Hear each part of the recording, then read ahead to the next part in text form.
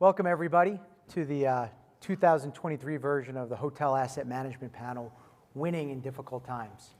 For those of you who were here last year, you'll notice some of our panel is repeat of some of the people who were last year, which is very important because last year we made a number of predictions. I think I counted over 25, and we got all 25 exactly right, almost to the decimal point. So you can feel confident what we talk about this year will be exactly right for next year. Before we get started, I'd like to introduce our panel. I'm going to let them introduce themselves, but just quickly, to my left, Sarah Julia from Pebblebrook, Paul Breslin from Harworth, Chris Haig from Hotel AV, and Larry Trabucci from CHM Warwick. Sarah, tell us a little about yourself. Great. Well, first of all, thrilled to be back here at Hunter talking about asset management. I'm the Senior Vice President of Asset Management at Pebblebrook Hotel Trust. For those of you that are not familiar with Pebblebrook, we are the leading owner of lifestyle hotels in the country, with about 50 hotels represented up and down the East Coast, West Coast, resort areas, and also in Middle America and Chicago. We have been very active in the space. I've been with Pebblebrook for 4.5 years. Pebblebrook was created in 2008 by John Boritz. And yeah, thrilled to be here. Hi everyone, Chris Haig, COO of Hotel AVE. Bit of a homecoming here. I look to my left. I spent my first half of my career with Larry at CHM Warwick, and the second half with Sarah at LaSalle Hotel Properties, and then ultimately Pebblebrook. In the last 2.5 at Hotel AVE, we've got about 100 hotels under asset management. Larry Trabucci, a Managing Director and Executive Vice President with CHM Warwick. We are also a third-party hotel asset management company based just north of Boston. Our portfolio is about 50 hotels right now, with a focus really on convention center hotels, group hotels, but also we do select serve and resort properties as well, and boutique and lifestyle. Great to be here again. It's Chris, Steve. Thanks, Larry. And good afternoon. I'm Paul Breslin with Harworth HTL. We're a consulting company and an asset management company. We also third-party asset manage, and very honored to be here. Excited. Thank you. Thanks, Paul. And again, my name is Stephen Nicholas. I'm with Noble Investment Group. We're based here in Atlanta, Georgia. We're a manager of private equity funds. We deploy capital against the hospitality industry. Over the last 20 years, we've deployed over $3 billion in investments in upscale properties throughout the country. So let's start a little bit talking about why we're here and what's going on. It's been an interesting few years for us. It's been a lot of up and down. Certainly the hotel fundamentals have been the best they've been, certainly since the beginning of the pandemic. But we have this little things called interest rates, banks, and they're sort of creating some, let's call it chaos across us. But more than ever, winning on the property level and winning on an asset-by-asset basis is going to be more and more important to our hotels. So what does that mean? How do we do that? I'm happy to say that as you heard from their introductions, we have really the best in the business here. Experts across all market segments, across all hotel types, representing over 5,000 hotels and hundreds of thousands of hotel rooms, and have been in the business a long time. So what we want to do is share some of our insights and what we're seeing, and share some of the tools we use in order to sort of do that. So why don't we just kick it off and talk about current trends? HAMA. Oh, you're right. Excuse me. Thank you, Sarah. All of us are members of HAMA, the Hotel Asset Management Association. HAMA has a collection of all such experts who get together on a regular basis and do what we're going to do here today. Sarah, tell us a little bit about the organization. Sure. Thanks, Steve. So I'm currently serving as the Vice President of HAMA. As Steve mentioned, with the Hotel Asset Managers Association, we have about 250 members, all of whom are professional asset managers, people who are leaders in the space, who are experienced, who have decision-making ability as it relates to operating budgets, capital budgets. You know, we meet a couple times a year, and we have conferences where we really try to promote education of our members, as well as try to facilitate some networking and building relationships. So, and we're thrilled to be here. So, great. So a lot of the questions we get from the audience is the difference between asset management and hotel management. Asset management, as Sarah said, the decision makers, the owners, they represent the owners. We work with our management company partners, our brand partners, and our local teams on the ground to drive results all the way down to the bottom line. But it all starts with revenue. So let's jump in and talk about what we're all seeing. Obviously, the first quarter was it was very successful. We came off an Omicron. But let's hear from our group about what we thought 2023 is going to bring and how is it shoring up so far. Who wants to lead us off? Chris, why don't you go? Sure.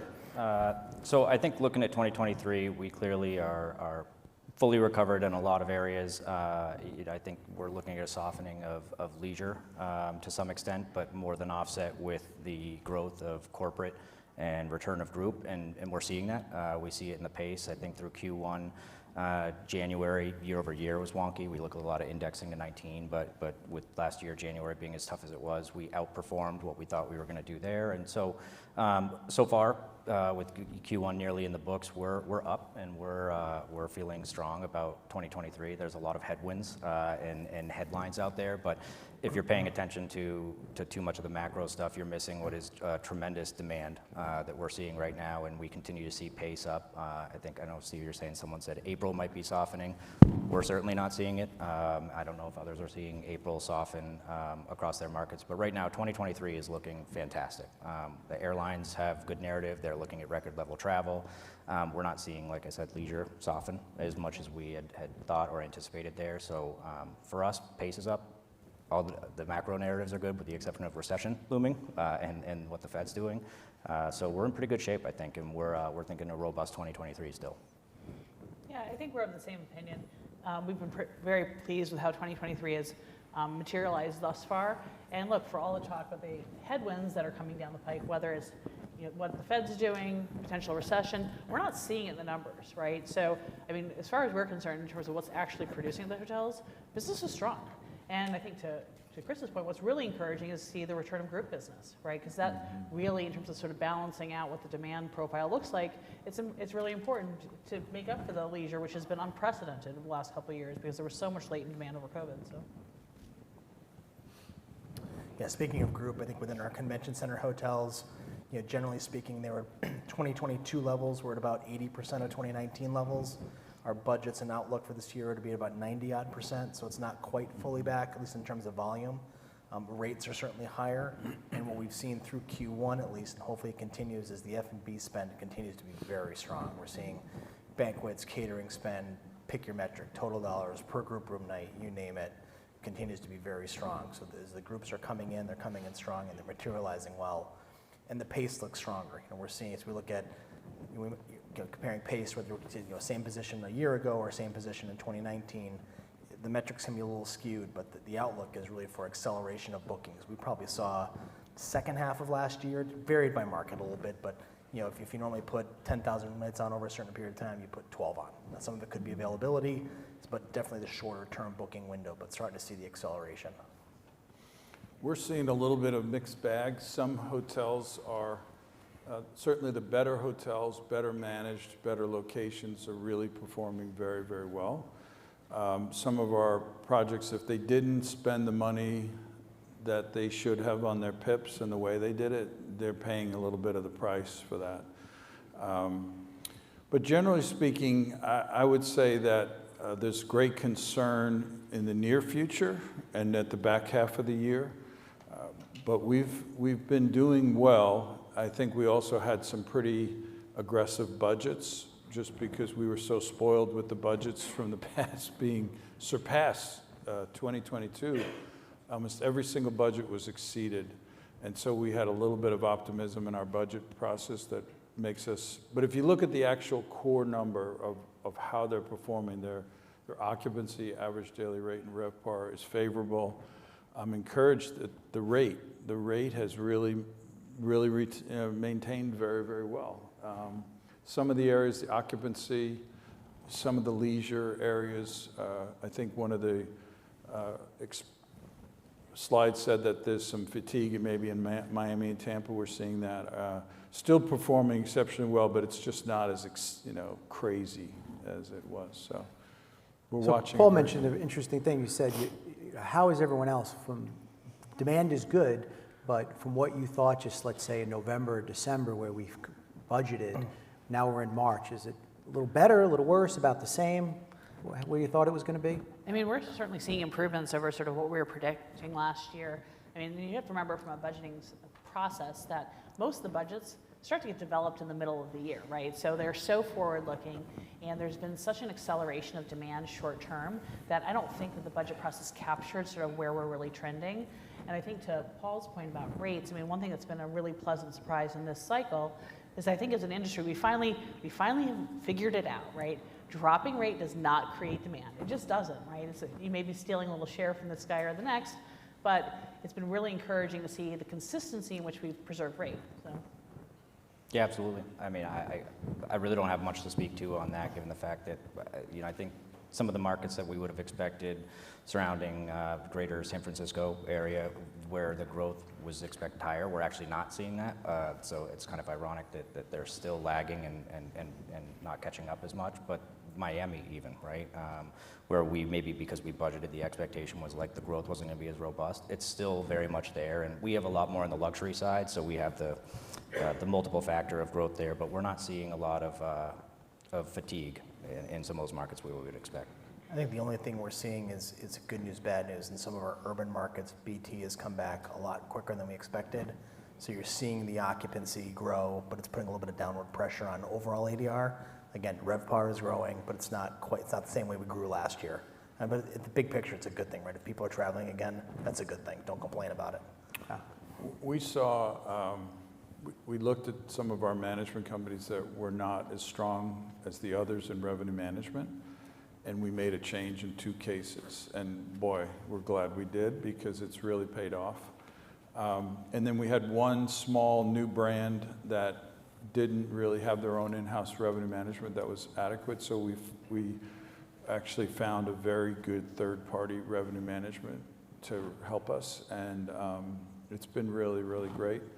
And then in a small tertiary market for Holiday Inn Express, we wound up outsourcing a third-party sales organization to help us. And I would have never thought to do that but it's really given us the base business that we can then revenue manage on top of. So some of the strategies really worked. I think you picked some of those ideas off the panel from last year, if I remember correctly. I got exactly, that was, Because we have those great predictions of all right. I think it was Stephen who gave that idea.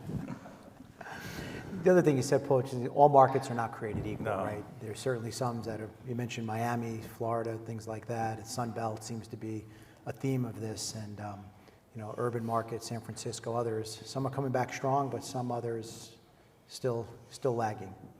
We'll see how this shapes out. Let's get beyond 23 right now, 24. Larry, you started to talk about group. How about looking out? I know some of you guys have some of the bigger hotels that book farther out. How's pace looking? Yeah, we're seeing similar, 23, 24, I'd say the arrows are up. When you get out to 25, 26, a lot of hesitancy. So those years' pace people are willing to book for in the year, for the year, maybe 1 year out, but that 2 year and 2 year beyond is still a little, I don't want to say shaky, but if you've got citywide events that are on patterns and things like that, those are coming on the books. But generally speaking, the acceleration of pace for 3, 4 is probably on pace to historical levels. When you get in the out years, it's a little bit softer still. The good news is, availability. If the short-term trends continue, you'll fill it and it's fine. But for some of the bigger boxes, you'd like to see a little bit more on the books. Anybody else on that? I think the power of good convention visitors bureaus and that long-term is so important. And GMs already worked very hard, but they have to be active in those communities to help drive that. And it's amazing when there's a quid pro quo there. If we see great general managers with great CVBs, you get a really great result. And I hate to say it, when you don't have that, we even noticed it in a tourism market where there's not really a CVB. If the tourism chamber, whatever you want to call it, doesn't perform, boy, do you feel that. And so staying active outside of your own hotel, but in the market, really helps. Yeah, that booking engine is critical, right? Yeah. If a market is, has a 2 to 3 year window, everyone's trying to lengthen the window, right? I always joke you'd rather have, for something that, look at like Atlanta, for example, which has a great booking window, 24, 25, 26. You get these bumps in the road, you'd rather have 50% of something than 100% of nothing. And so, by having that long lead booking piece just kind of helps insulate the market just a little bit better. You mentioned the sun states and the frown states, the south or the north. I think that the deals are in the frown states because, on a trailing cap rates and so forth.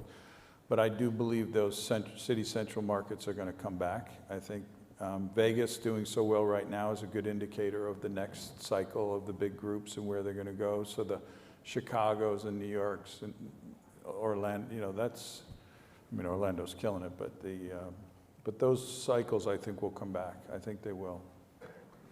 Let's switch gears a little bit. You know, I think when we sat here a couple years ago and talked about, you know, everyone's working from home. And one of the key indicators we were all throwing out at that time was people have to go back to the office for business travel to come back. Well, in the last year, that sort of, we've got away from that. Well, now it's hybrid travel, the immersion of leisure, all those things. What statistics are you seeing, or what type of things like that do you pay attention to, and you really see as sort of the new trends out there that you're paying attention to? I know for us, in the hotels, which, you know, we have a lot of under 250 rooms, again, with business travel coming back, we pay attention to, you know, the emergence of Thursday as being a really strong day and not being a shoulder day anymore. What are you guys seeing? Yeah, I think we're seeing some of the same. I mean, in terms of things that we look at sort of office vacancies, right? Because a lot of the BT business is driven off of that in terms of who's actually in their offices. You know, and seeing a little bit of the blend into the leisure, so you're getting a little bit of extension either on the front end on Sunday nights or on Thursday nights. You know, but like looking at BT trends, I mean, the other thing is who's traveling, right? And the thing that we find really encouraging is the sort of the road warriors, the consulting firms, the advisory services firms, in almost every one of our urban hotels, like they are our top clients. And they may not be back at 19 levels, but they're starting to creep up on them, so.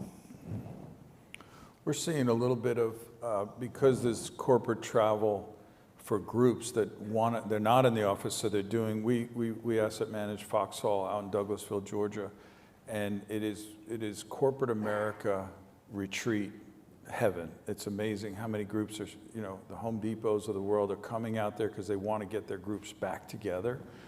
And it's Chick-fil-A, all of these corporate groups are having, they're not really big meetings. They're not company meetings like they used to be. They're more truly like, almost like a board retreat, but at different levels. And they're all trying to get that re-engagement of their coworkers. And they're doing it in fun places because they don't want to do it in the office anymore. So we're kind of capitalizing on it a little bit. But you know, I see corporate coming back in the corporate hotels. It's not, I think Chris said it's an offset of the decline in leisure. So it's not a big gain, but it's helping. And, I mean, I'm curious because we haven't seen this trend, but with all the noise about tech layoffs, I mean, we haven't felt that in any of our markets where we do a lot of tech business. I mean, have you guys? We've seen, I'll call it some bumpiness, right? Yeah. Of contracts might have been out for group, and all of a sudden it's, we're not quite ready to sign quite yet.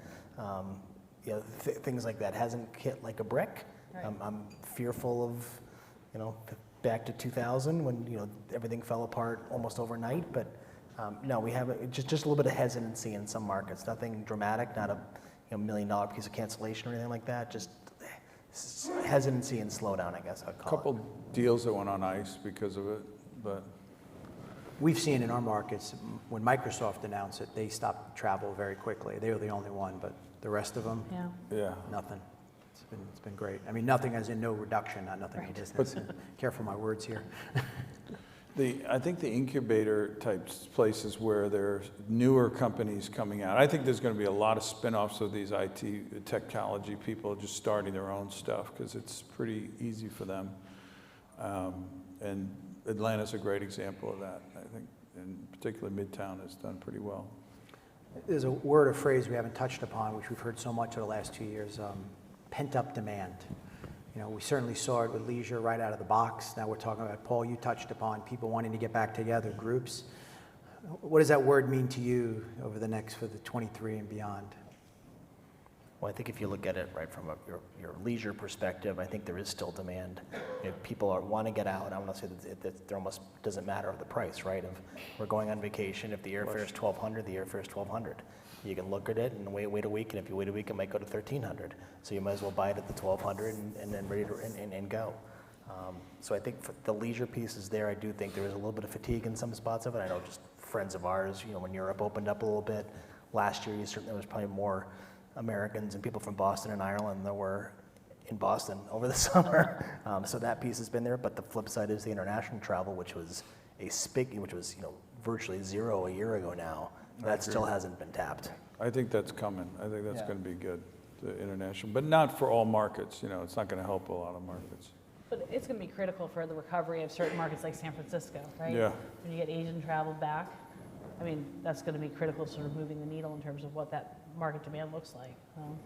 We're also seeing that length of stay is still up substantially. I mean, indexing back to 19, still 20+%, and it's across multiple segments as well and subsegments. So it's whether it's pent-up demand or a bunch of other things in combinations of people that leisure and can work from home. It's impacting this. We're not seeing people kind of get in and get out that they were pre-COVID. There's a lot of extended stays. And I think to Larry's point too, I think as it relates to leisure travel, I mean, I think through COVID, and maybe this is armchair speculation, I think people change their priorities and where their spend is, right? And it seems that people are more interested in spending on travel and experiences than maybe they were pre-COVID, so. Well, let's share some of our expertise with the audience here. I mean, one of the questions I always like to talk about is, what data do you guys look at? What tools do you use when you're looking at, to answer some of the questions we talked about? What are some of the things that blends into your decision making as you're meeting with your hotels and your management company that you pay attention to?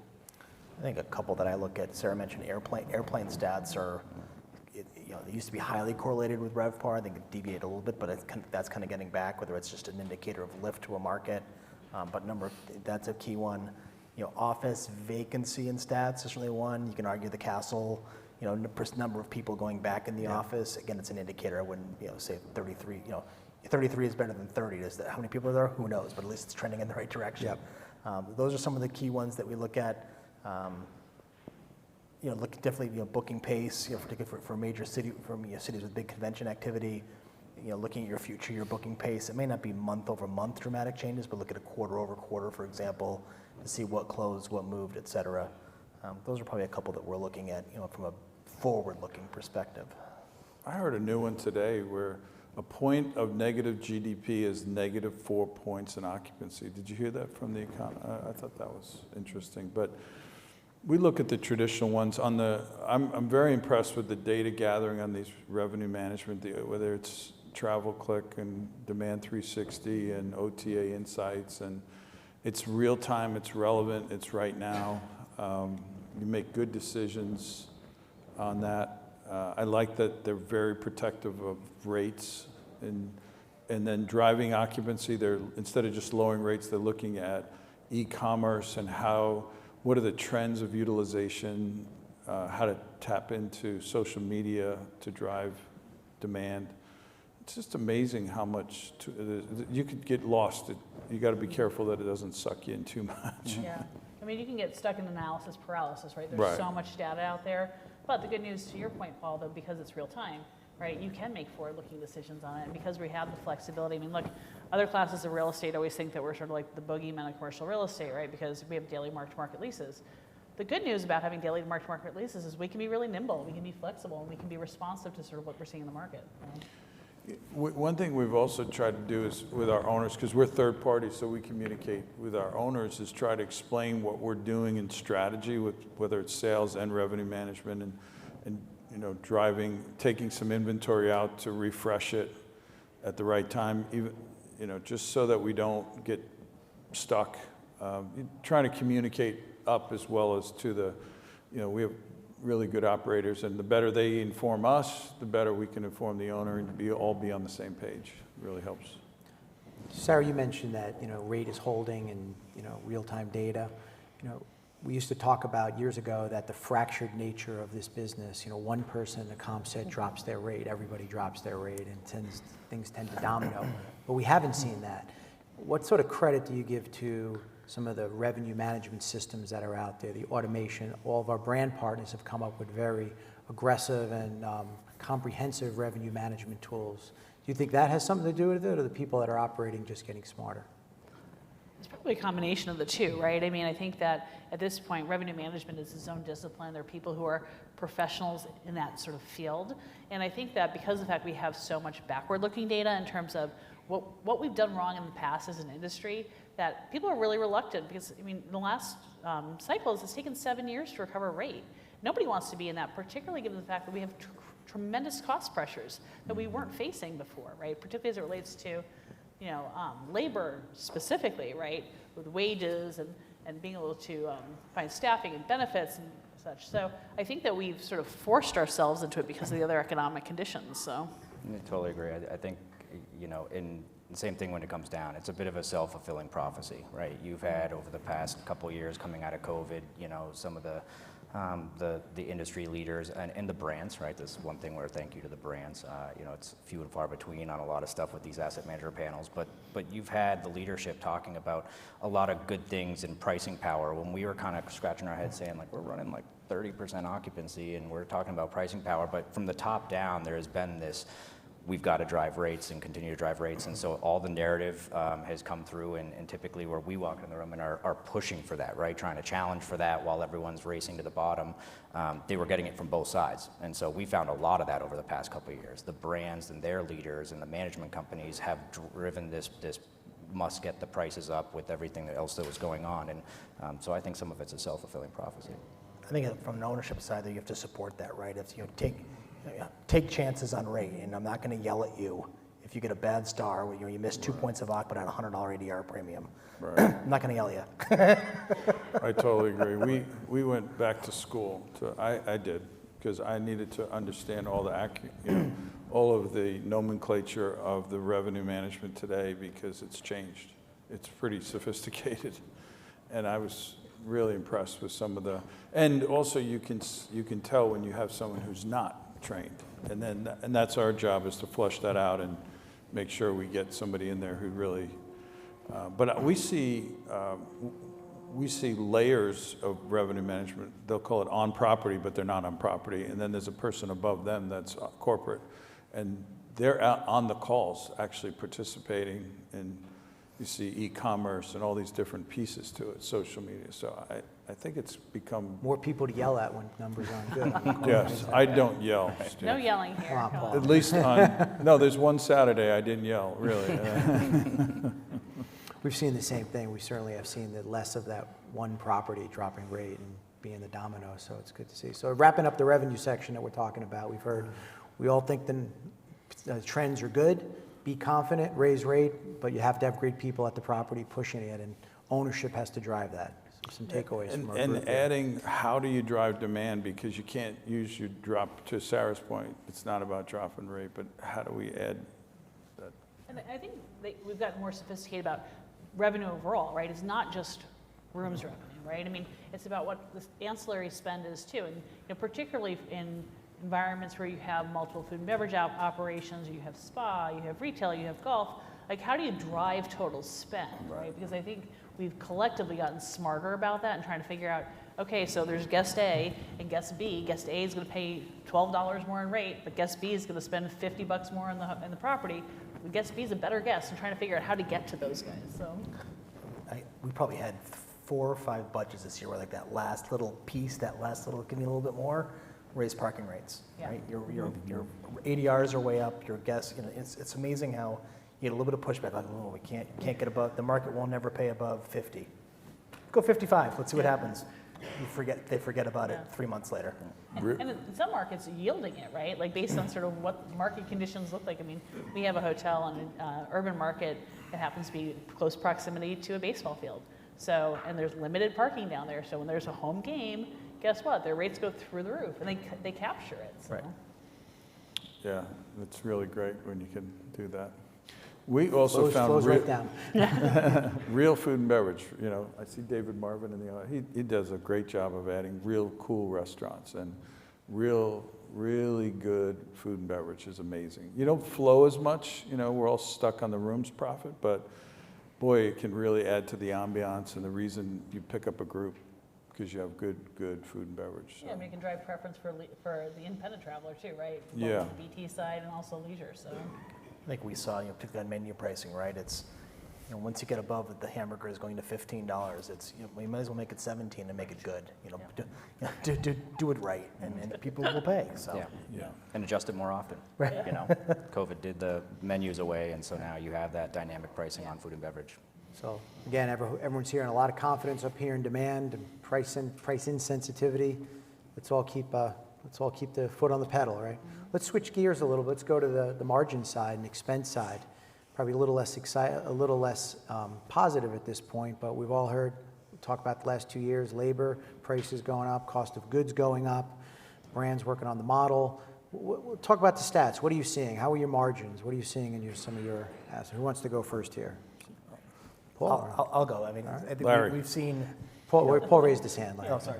No, go Larry. Pointing Larry. at Larry. He was pointing at Larry. Paul's gonna Because say Larry's going to give a good answer, and then I'll say I'm left-handed, I yes. didn't see it. Generally, if you're benchmarking margin-wise to 22 was a little challenging this year in terms of flow-through, but still generally favorable to where you were in 19. If your revenues are back in line-ish, you should be a couple points up on GOP.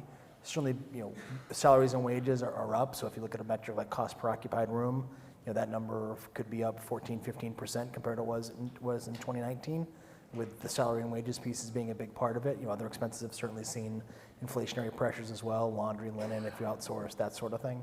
But the manager headcount piece is probably one we spent a lot of time on in the budgets this year. If last year it was we will not be, we'll be at 80% of our manager headcount in 2019. This year was we'll be 90% of our manager headcount in 2019. That's creeping up a little bit. So that's something definitely keeping an eye on. Again, you want to be strategic. You want to make sure you're providing the right service.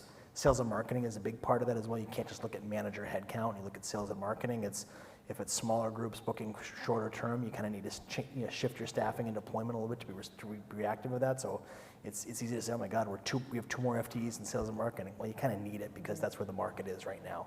So just think metrics like that. But generally, flow to 22 was some tough discussions, but flow to 19 still looks pretty favorable. Interesting. So our flow to 22, and again, a portfolio makeup maybe something with that, but our flow to 22 was fantastic. It's 2023, I think, and it's based on really mix. We're not getting anywhere close to that return with the management on ours. I think we're trying to focus on that, and there are some headwinds out there that we want to be cognizant of. So we're trying to make sure that the management and creating multi-property, cross-functional roles and some of those things are mitigating that. But with food and beverage coming back much stronger in 2023, the mix, right, the margin is going to be a little bit lower. But from 23 or 22 to 21, our margin and flow through was in the 60+% across the portfolio. So we had, interestingly, a different kind of mix there. But budget's one thing. Finding those people is still a challenge. It's So we had right. a lot of discussions around. Go for it. Put Right. it in the budget. You're not going to find those 3 people in Q1. So Right, got it. Go for it. Yeah. No, we had a lot of those conversations through the budget process. I mean, because when have you ever had a hotel that was fully staffed? I mean, the answer is never. Even in the best of times, you never have a fully staffed hotel because of the nature of the industry and the fact that there's just a natural level of turnover, right? And so, but to plan for that, and I think to your point, Larry, in terms of the wage pressures, but with those wage pressures, because you're getting it at every level, right? You're getting it for the hourly line level employees, you're getting it for management, first line management, but you're also getting it for the executive teams. And so how do you make it up? And some of it's productivity, right? I mean, you have to be more efficient. You've got to figure out better ways to do things because otherwise you're going to be in real trouble. Yeah. So. Yeah, I agree. I think that this is a very challenging time to be an owner. Interest rates are higher than they've been in a long time. Taxes are higher than they've ever been. Our cost of supplies and goods are higher. It's a real challenging time because it's challenging for the operator, obviously, because they have to produce it, and then we're coaching the operator. But I think it's a very, very. This is the time when you need, back to your technology questions earlier, make sure you've got really good managed technology for payroll, not just from metrics on the cost, but real productivity and real guest satisfaction. That balance. It's definitely where we're having to work very, very hard to be effective at what we do. And I think it's a very, very challenging time for the owners.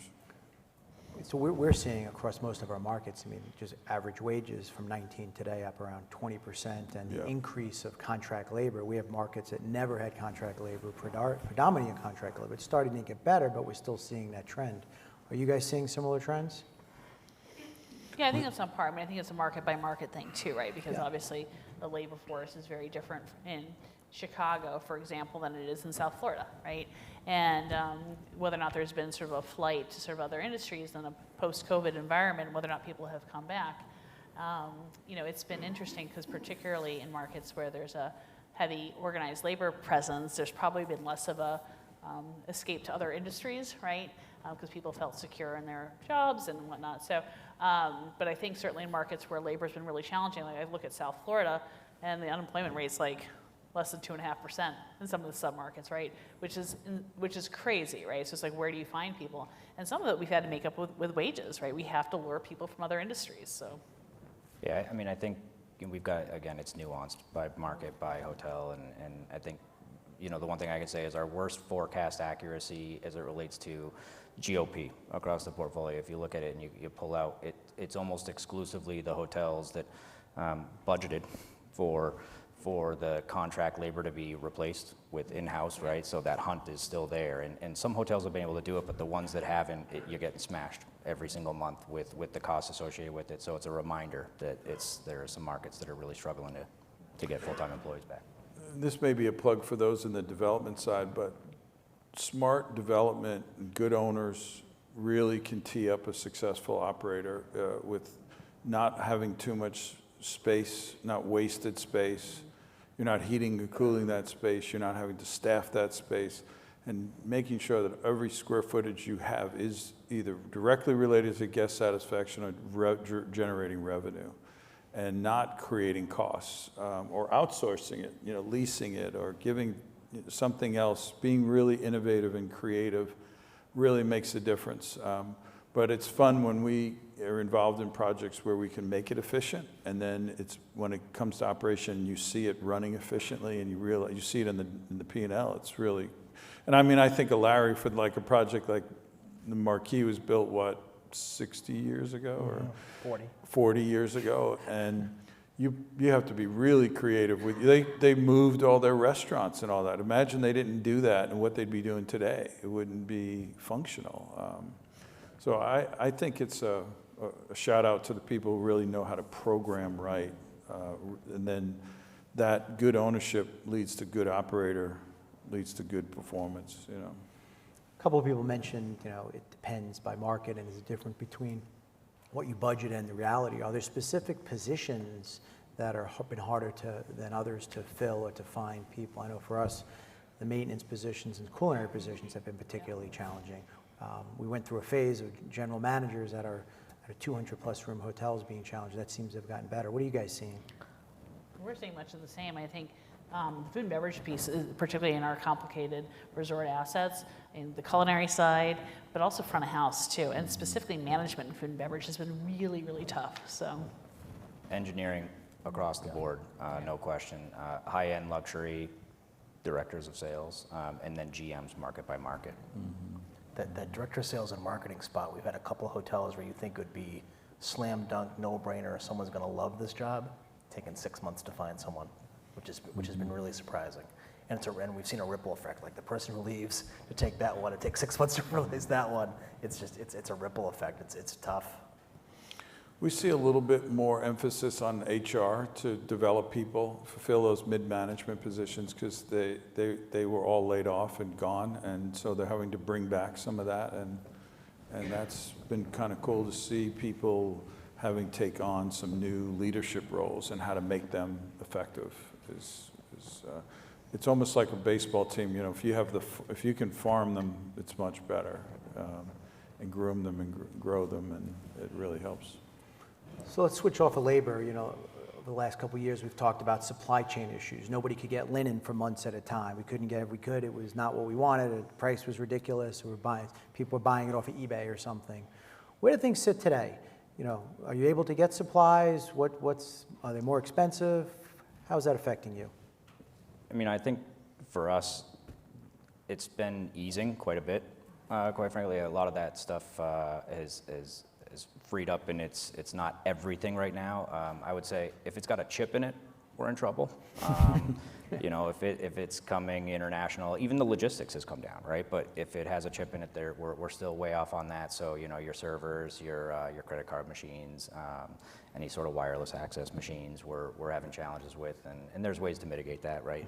And brand waivers and et cetera. So in some cases, it's actually a win, but that's really the focal point. FF&E continues to be a challenge, and we've had to work around that, whether it's Mexico or other international non kind of Asian sources. But largely speaking, it's eased, right, for the most part. Yeah, I mean, I tend to agree. I mean, I think that the hotel operating sort of supplies, that stuff has gotten much, much better. I mean, where we continue to see really big increases in costs is in food and beverage on the costs, so. And flexibility on the menu, because sometimes you'll get this spike on something unusual, Yeah. and you just, okay, we're not going to do tomatoes, we're going to do cherry tomatoes. It sounds silly, but it can change a point in your food cost. We're going to do tomatoes instead of eggs. But I find it all accessible, and I think the creativity on the bar, I don't know if you're going to go into the bar side at all, but we've really liked the whole, just like the average rates are strong, the bar sales are really still strong. Very wine sales, beer, alcohol sales are very strong. Paul, you shared your very strategic strategy of your tomatoes to cherry tomatoes strategy. How about other ideas? What are you guys doing to mitigate these costs? What are you seeing work, and what are some of your properties doing that you want to share with the group here? I think time is the big one, right? If you know, to make time an ally versus an enemy. Even if we're sourcing right now for a large renovation project, and we originally priced it at container costs were 10 times what they normally were. Now they're down to 3 times what they normally were. And on a big project, that's a lot. That's a 7-figure number. But you still need to make time the ally, even if carpet lead times have come from 38 weeks down to 28 weeks. You need to have time be the ally. You need to be ordering it so you still have that time. So I think I'm still staggered at, for capital planning purposes. It's stuff we're thinking about now as we sit here in March. You'll be lucky to execute by the end of the year. Really, at this point, you're really more spending for 2024 for long lead items. Yeah, I mean, I think that when we look at sort of the cycle, particularly as it relates to capital investments, and look at a rooms project, I mean, something that may have taken 18 months in the past, where you're doing a model room, you do the review, you make whatever design changes, and then you execute it, 6 months after that, you better give yourself 2 years. Yeah. So, because to Chris's point earlier, the production of FF&E, it's been so sporadic, right? Projects they might get 70% of it on time, but you can't turn a room over if you only have 70% of the case goods, so. We always go back to that general manager. If that general manager is the right one, it's unbelievable strategic for us. Whenever we don't get the right one, we pay the price. And then this dominoes go, the sales second. The third strategy is really making sure the people are trained, really trained to do what they're supposed to do. And I think so many people skip the training today, and when they do train right, they're happier in their work, they're more productive, less turnover, more efficiency. And it takes a lot to be disciplined to have the right GM, the right director of sales, and the right training. I know that sounds pretty fundamental, but it works. It's hard when people are worried about filling the seat, right? I mean, the warm body theory doesn't work, so. No. I think we've said this almost every sort of downturn we've been in. The importance of a great leader on property and the importance of great management really shows itself in downtimes. Definitely. I mean, and it relates back to even what the mitigating factors on the operational supplies, right? It's the GMs and the good teams that you have that when you call or you're spreading a best practice out where they're already on it, right? It's the ones that are saying, what do you mean, right?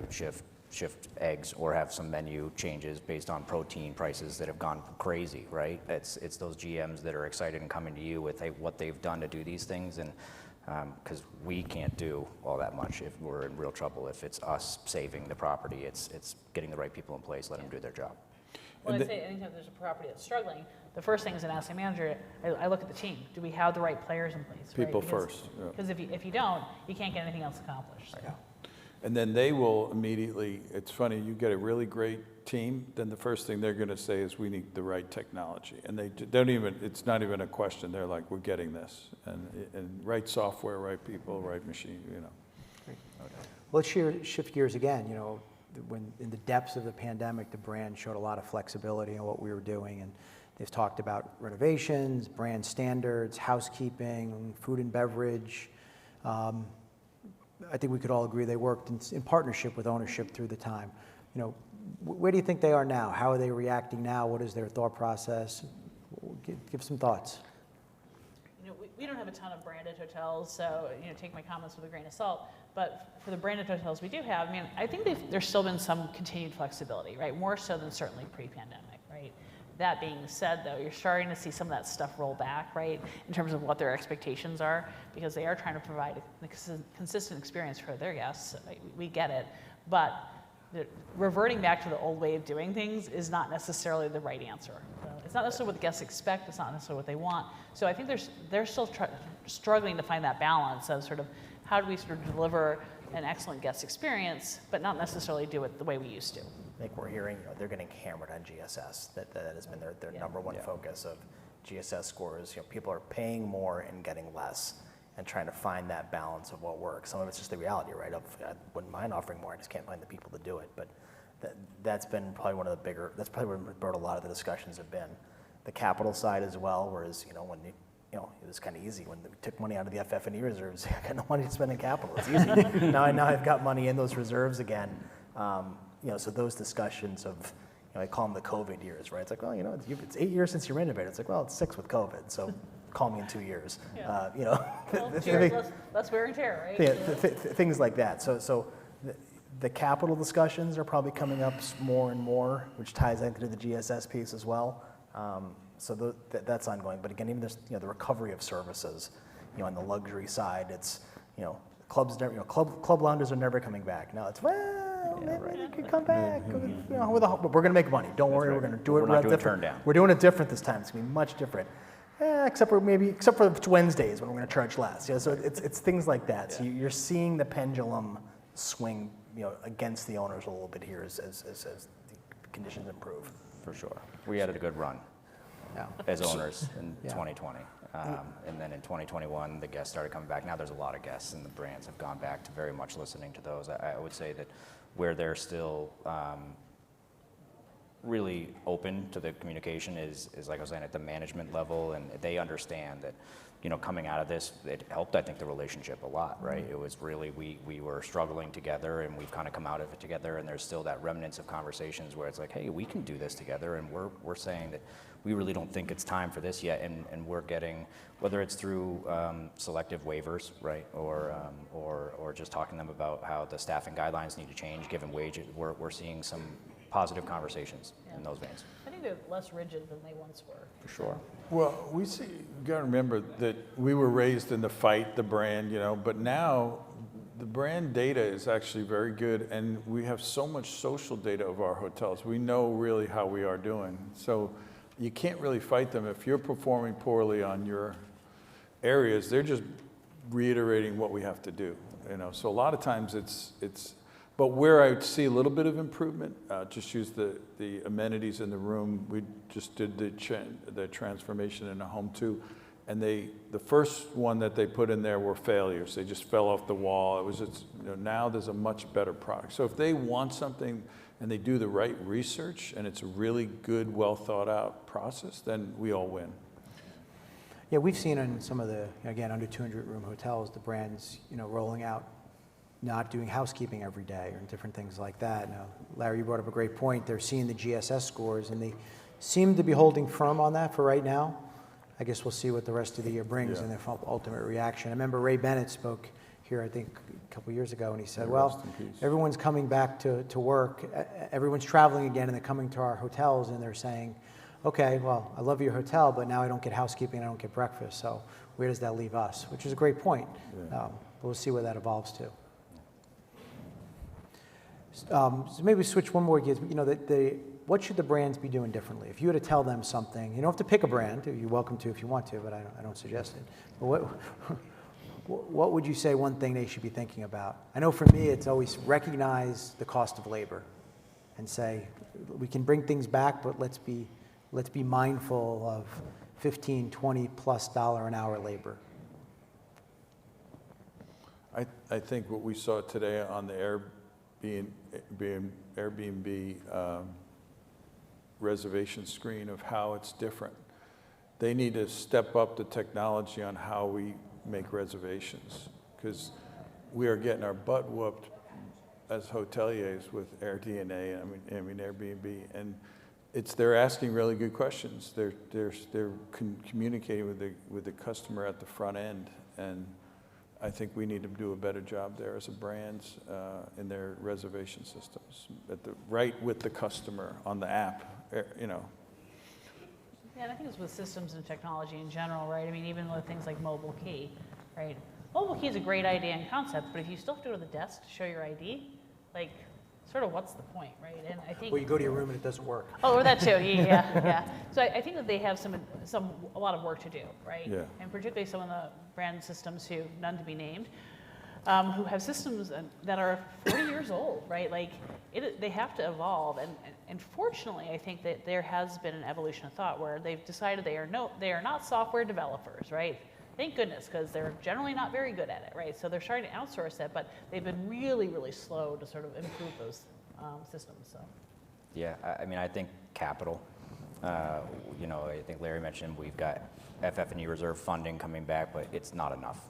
And there's going to be, I think, an extended period where we're going to need the brands at a lot of hotels to continue to be lenient and help make sure that the investments are GSS driven and guest facing, and some of the back of house things, and maybe the technology that is upgraded due to time and support. Those are the challenges that we're having. It's a lot of money that is not in the reserve. But particularly with inflation, right? I mean, even just, I don't say stupid things like, you know, let's change the alarm clocks. Well, what you want, it costs $15 more than something else, times a lot of money is this, and how many people, when was the last TripAdvisor you come and said, don't stay here because the alarm clocks are awful? Never. So be real. And do people actually use alarm clocks anymore? Right? Everybody has a phone. Like, I mean, right? I mean, Right. It's sort of getting away sort of from the way we used to do things, right? Is it important to have that anymore? Probably not, right? We sort of touched on it a little bit. We've talked about technology in a number of ways. But again, let's share some of our thoughts with the group here. What is some technology that you use today that is integral into sort of your figuring out how to win on a day-to-day basis? I think some of the housekeeping sort of productivity systems really have moved the needle in terms of labor management. And needless to say, it's a huge line item in anybody's P&L. So I think that if you can gain a couple of points in productivity, it's a win for everybody. So. Yeah, I think for us, it's all the data, right? It's a revenue game right now. We've been pretty lean, and we know how to kind of zero base and build up. So we've got a pretty good handle on that right now. It's about how we're using the OTA insights and the demand 360s and doing the feedback loop with Star, actually realizing how you did and then how you built the cake. You can go back now if you're taking those shots. So a lot of it's data driven for the revenue side. And then I think, you know, there's some things on the horizon that are, I think, potential game changers. I think more self-service technology, right? We all know that the check-in, but self-pay, self-ordering, the self-service, I think we're going to see a lot of stuff around labor. There's a couple companies that are getting scary close to automated bathroom cleaning, you know, robotic bathroom cleaning. Like, that's the type of stuff I think that's going to get a real shot in the arm given where labor's going, and particularly if we have another hiccup on the top line with labor where it's at, we're going to need to really focus on some of that tech. Yeah, it's funny. I would have thought, you know, we'd be further along of, you know, whether it's robot vacuums cleaning, you know, huge exhibit halls, or chopping vegetables, or, you know, cutting grass. We're not quite there yet, but boy, you know, that first, you know, the first wave is $50,000. By the time you get to the fourth wave, the technology is better, and it's $1,000 or whatever it is. We're sort of in wave 2, 3 right now. We're not quite there yet to the, we absolutely do it, but we're getting there. I think there's a tremendous resource in their portals. They just have a gap between the use of it. They need to make it simpler for the employees to actually use it and get to that data, to use the training programs, to use the certifications, to get in there and figure that out, and make more, I think someone said self-serve. I think AI is going to really, when we start to really use it in our industry, it's going to really help us because we have a lot of redundant, repetitive things. We only got a few minutes left. Let's end on a question that seems to be a topic at a lot of these meetings. ESG. You know, it's really come on storm in terms of what companies are looking for, what our bankers are looking for, what our partners are looking for. How does ESG play into your day-to-day role? Sarah, you want to start as a REIT? Sure. I mean, needless to say, it's one of the metrics that we get evaluated on, so it's something we pay very close attention to. And, you know, I think what gets lost in the conversation about ESG is that it's not just about sustainability. It's not just about environmental measures. However, that being said, that's the easiest thing to quantify, right, in terms of whether or not we're eliminating single-use plastics at the hotel, whether or not we're saving on electric or gas usage. I mean, those are very tangible things. So I think that we're collectively very cognizant of it and making sure that it's part of our marketing and our messaging, right? Because a lot of clients care deeply about it. I think that the industry as a whole has a ways to go on sort of the S and the G part of that, right? And I think depending on sort of the organization, you know, they may be more or less socially conscious and be doing things in that space. And then governance doesn't apply to a lot of, I mean, if you're publicly traded, if you're a big company, yeah, governance really matters. But in terms of the operation of a hotel, it becomes a little bit secondary, so. I think what we're seeing, we have clients who are, own assets in the U.S. and overseas as well, and it's clearly Europe is a little further along on this and an emphasis. So they're telling us this is a big deal over there. It's going to be a big deal here. Let's start thinking about it. So even if it's, to your point, there's certain, sometimes the E is more than the S and the G, but as we're thinking about capital projects, for example, we start thinking about what elements do we need to think about. And it's not just about recycling carpet anymore. It's what other things can we do? Do we need to start thinking about now as we're planning those projects? I think it's real. I don't like the hype and the